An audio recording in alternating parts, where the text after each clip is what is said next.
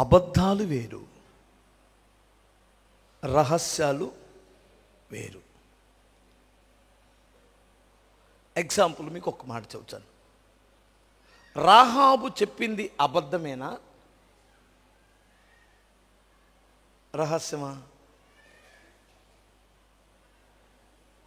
దేవుడు ఎలా ఎంచాడు దాన్ని? రాహాబు అనే వేశ్య ఎంతమందికి తెలుసు? మీకు చేతులు ఎత్తండి.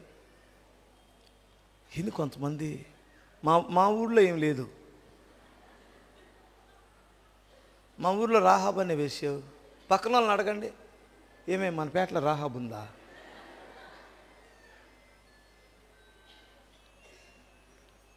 యెహోషువ గ్రంథం 2వ అధ్యాయంలో మీకు కనిపిస్తుంది ఎవరు? రాహాబు అనే వేశ్య. తర్వాత ఇప్పుడు వద్దులే, స్తోత్రం చెప్పాలి ఒకసారి.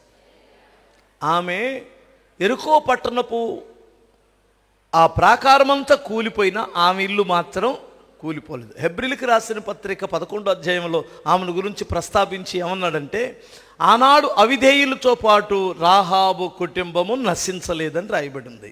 ఎందుకు అంటే ఏగులు వారిని చేర్చుకుంది, సేవకులను వారి ఇంట్లోకి చేర్చుకుంది. చేర్చుకొని ఆ ఊరోళ్ళు అడిగితే, రాజభటులు వచ్చి అడిగితే, సైనికులు వచ్చి అడిగితే ఏమందంటే, వచ్చిన మాట వాస్తవమే కానీ తిరిగి వెంటనే వెళ్ళిపోయారు అంది. కానీ వెళ్ళలేదు, వాళ్ళు పైన మిద్ద మీద దాచిపెట్టింది వారిని.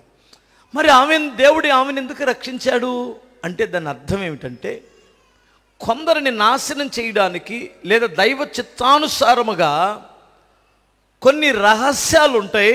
ఆ రహస్యమైనటువంటి మాటలు అబద్ధాలుగా దేవుడు కూడా ఎంచలేదు. నేను చాలాసార్లు చెప్పాను, మరలా ఇప్పుడు చెబుతున్నాను. నువ్వు చిట్టి వాడుకున్నావు, ఒక 5 లక్షలు ఇంట్లో ఉన్నాయి కదా. ఇప్పుడు దొంగోడు వచ్చి, అక్క బాప్తీసం తీసుకున్నావు, అబద్ధం ఆడుకొని చెప్పు, ఎంత ఉన్నాయి మీ ఇంట్లో అంటే ఏం చెబుతావు? చెప్పాలి, ఎంత ఉన్నాయని చెబుతావు. అబ్బాయి నేను బాప్తీసం తీసుకున్నాను, చర్చికి వెళ్తున్నాను, పాస్టర్ గారు అసలు ఏం అబద్ధాలు చెప్పొద్దున్నాడు, సత్యం మాట్లాడమన్నాడు, 5 ఉన్నాయి అబ్బాయి ఇంట్లో. గొంతు మీద కత్తి పెట్టి ఉన్నాయి తీసుకొని వెళ్తాడు. అవునా కాదా? మరి ఇది అబద్ధమా, రహస్యమా?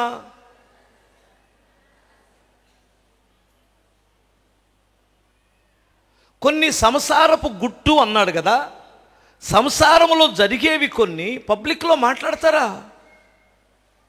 అడిగారే అనుకో బుద్ధి తక్కువ వారు ఎవరైనా చెబుతారా? దాని పేరేమంటారు? సంసారం గుట్టుగా ఉండాలి కదా. వ్యాపారం కూడా గుట్టు, వ్యాపారము కూడా గుట్టు. ఎగ్జాంపుల్ మీరు ఎలా చెప్పాలి మీకు? హల్లెలూయా. నువ్వు యాపిల్ పళ్ళు అమ్ముతున్నావు, నీకు ఒక టబ్బులో ఆ బాక్స్ వచ్చి నీకు 2000 పడింది. దాని మీద నీకు దాంట్లో సన్నకాయ ఉంటుంది, పెద్దకాయ ఉంటుంది, కొన్ని డాగులు ఉంటాయి, నువ్వు వెళ్ళిన దానికి ఖర్చులు ఉంటాయి, బాడుగులు ఉంటాయి. ఇవన్నీ చూసుకొని పెద్ద సైజు ఎంత కమ్మాలి, మీడియం సైజు ఎంత కమ్మాలి, సన్న సైజు ఎంత కమ్మాలని నువ్వు సపరేట్ చేస్తావు. సపరేట్ చేసుకొని అమ్మేటప్పుడు కాయ యావరేజిన నీకు 20 రూపాయలు పడింది అనుకో ఒక కాయ వచ్చి. కానీ పై కాయ 40 రూపాయలకి అమ్మాలి, రెండో కాయ 30 రూపాయలకి అమ్మాలి, మూడో కాయ 20 రూపాయలకి అమ్మాలి. మీకు అర్థమవుతుందా?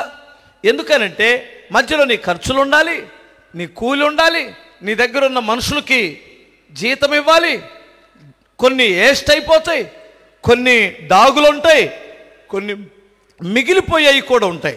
ఎందుకంటే ఎప్పటికప్పుడే తాజా కాయలు కావాలి కదా. ఒక 4 రోజులు ఆగిన తర్వాత ఈ పనికి రాకుండా పోతాయి. అందుకని నాకు 20 రూపాయలే పడింది అన్నావు అనుకో, ఆడు ఎంతగా అడుగుతాడు? 40 రూపాయలు కొంటాడా పెద్దకాయ?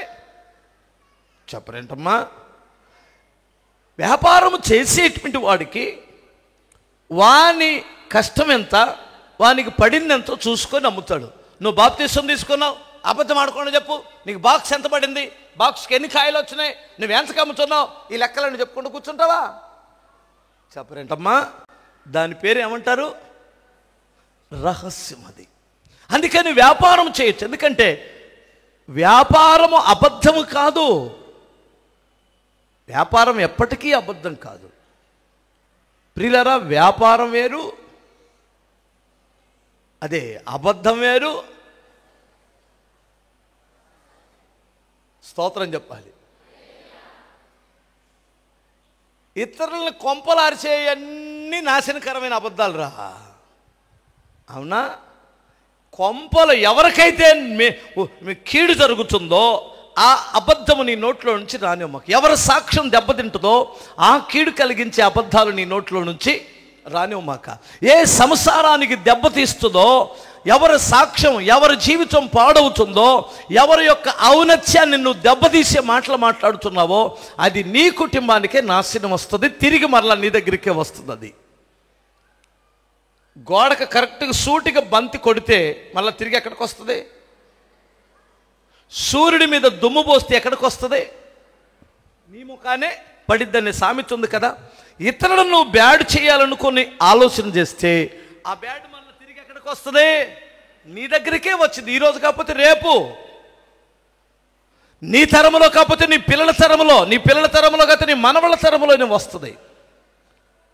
కనుక అబద్ధాలు కొన్ని కుటుంబాలను పాడు చేసేవి, అవి ఆపేయండి.